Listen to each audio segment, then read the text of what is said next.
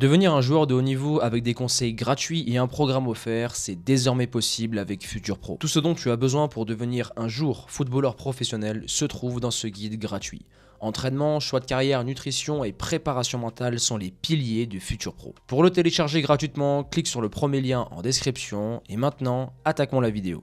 Salut la Team Faster, j'espère que vous allez bien. Avant d'analyser étape par étape et sous différents angles le but d'Aurélien Tchouaméni, je tiens à vous dire que sur 20 places, nous avons déjà sélectionné ce mois-ci 12 joueurs pour le programme Elite. Il en reste 8 et pour intégrer ce programme de haut niveau, nous avons mis en place des entretiens offerts pour sélectionner les joueurs les plus motivés. Donc si tu veux passer un cap et que tu penses que tu peux intégrer ce cursus Elite, tu as le lien en description pour réserver ton appel avec un coach de la Team Faster. Attaquons maintenant avec l'analyse du match, c'est parti. Enfin l'analyse du but plutôt. Alors, j'ai sélectionné le but d'Aurélien Tchouaméni sous différents angles pour te rendre compte de la vitesse, du placement du corps et comment voilà, il a réalisé. C'est une masterclass, hein, cette frappe, ce but est très important en plus. Mais au-delà de ça, c'est vraiment du haut niveau. Alors, je l'ai mis sous 0,5 pour qu'on puisse se rendre compte et analyser tout en détail. Ok. Là, Grisou a le ballon. Il y a Aurélien ici. Il n'y a pas un truc qui te choque. Là, à vue d'œil, il n'y a pas un truc qui est disproportionné ou du moins inadéquat. Alors, bon, lui, je le compte pas. Il fait son job même s'il est trop loin de Grisou. 1, 2, 3, 4, 5, 6, 7 anglais. Pour combien de Français ? 1, 2, 3. Alors, pourquoi il y a autant d'anglais dans la surface de réparation ? Il faut savoir que ces 1, 2 et 3 joueurs sont là parce qu'il y a Kylian Mbappé ici. Ces deux joueurs, Maguire et Kyle Walker, sont là parce qu'il y a Olivier Giroud. Maintenant, lui là, qu'est-ce qu'il fait ici ? Son placement est trop bas, il est inadéquat. Comment les joueurs anglais auraient dû se placer ? Passe, contrôle d'Aurélien. Ça, c'est le vrai placement de l'Angleterre. Mais vu qu'ici, il y a Kylian, vu qu'ici, il y a Ousmane et qu'il y a Olivier qui est très bon de la tête, les bons joueurs réussissent à mobiliser beaucoup de joueurs dans la surface de réparation, alors qu'à la vidéo, ils ont travaillé tactiquement, ils en ont bouffé du placement. Mais quand tu as un élément perturbateur, quand tu as un crack comme Kylian Mbappé, tu sais, le fameux plan anti-Messi que José Mourinho, Carlo Ancelotti, de nombreux coachs ont essayé de mettre en place toute leur carrière, bon, ils ont pratiquement jamais réussi. Mbappé aujourd'hui, c'est le nouveau crack qu'il faut arrêter. Et toutes les équipes vont mettre en place des méthodes. Et la méthode pour stopper un joueur comme ça, ce n'est pas un marquage individuel. Parce qu'un mec comme à son prime Messi ou Mbappé à l'heure actuelle ont un contre 1 et pas invincible, mais il suffit d'un seul duel remporté pour que le match change complètement.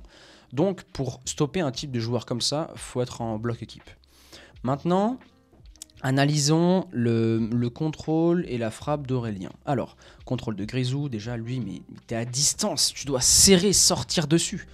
Et lui, derrière, dans ce même temps-là, doit sortir sur Aurélien. Bon, bah, tant mieux pour nous, hein. Faute tactique.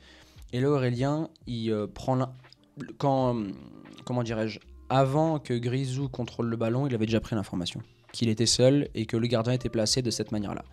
Maintenant, ça va trop vite. T'as pas le temps de lever la tête quand tu veux réaliser une frappe comme Aurélien et en plus contrecarrer les plans de Pickford. Je vais t'expliquer pourquoi. Contrôle, pied droit. À ce moment-là, tous les joueurs, et quand tu regardes ses épaules, vont taper mi-coup du pied, mi-intérieur pour aller chercher la lucarne droite. Donc la lucarne gauche de Pickford. Or, Aurélien va jouer à l'inverse. Donc déjà, il s'est mis dans les meilleures dispositions possibles lors de son contrôle. Grosse différence. On va compter le nombre d'appuis qu'il fait. Contrôle pied droit.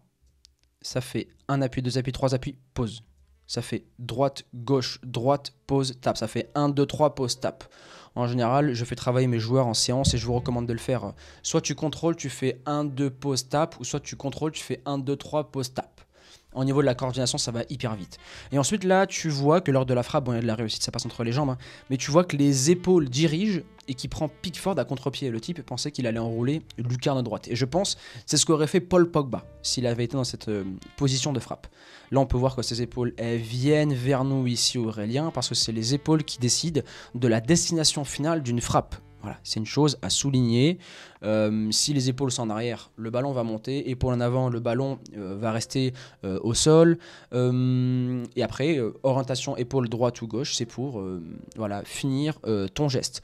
Autre chose à souligner, c'est qu'il a une exécution et un psoas très puissant pour envoyer une frappe qui est, je le rappelle, hein, a été flashé à 107 km/h. Autrement dit, si tu respectes les limitations de vitesse sur le périph' ou la rocade, tout dépend où tu habites, le ballon te double. Donc voilà. Pour avoir conscience de la vitesse du truc. Et si t'as pas conscience, mets-toi au bord d'une rocade, regarde la vitesse des voitures et mets-toi à la place de Pickford, ben ça va à cette même vitesse. Après, à cette vitesse-là, quand le ballon est bien placé, c'est fini. Hein, voilà. Déplacement terminé. Est-ce qu'il y a un autre angle où on peut le voir sur cette vidéo ? Ou pas du tout, voilà. Donc là, ça passe entre les jambes. Mi-coup du pied, mi-intérieur. Il faut savoir que les frappes coup du pied pur et dur que les joueurs mettent en place, dans la plupart des cas, ce sont des frappes qui... ça part ou ça part. Maintenant, quand tu frappes mi-coup du pied, mi-intérieur, c'est que tu as décidé l'endroit où tu la places. Je te parle en connaissance de cause, je coach des joueurs de Ligue 1 et ils font exactement ça. Quand tu leur demandes de placer un ballon ou de décider de frapper à un moment, à un endroit précis, c'est mi-coup du pied, mi-intérieur. Et quand ça frappe coup du pied, c'est en force, ça part ou ça passe, ça part où ça passe. Ça passe ou ça part, je sais plus comment on le dit. Mais voilà. Est-ce qu'il y a un autre angle ? Voilà. On voit que le ballon... De toute façon, tu vois la pureté d'une frappe. Là... elle tourne à la verticale, ce qui veut dire qu'il y a un très fort frottement en enroulé qui est fuyant, qui fuit. Le gardien Pickford, il a beau pousser trop loin. Trop loin, et si on analyse, est-ce qu'on peut voir ça ? Regarde, mi-goutte de pied, mi-intérieur. Est-ce qu'on peut voir le placement de Pickford ? Je suis convaincu que s'il y a une caméra en hauteur, on peut voir qu'il est dans son but. Si on regarde Pickford de face, il est trop à droite. Parce qu'il a anticipé l'enroulé. Ok. Est-ce que là, on peut voir le placement ?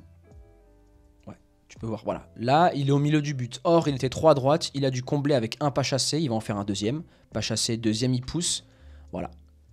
Le but est d'une frappe d'Aurélien Tchouaméni extrêmement bien placée avec un peu de réussite. Mauvais placement des milieux et des défenseurs, ou du moins du milieu relayeur ou défensif anglais parce qu'il n'est pas sorti sur le joueur.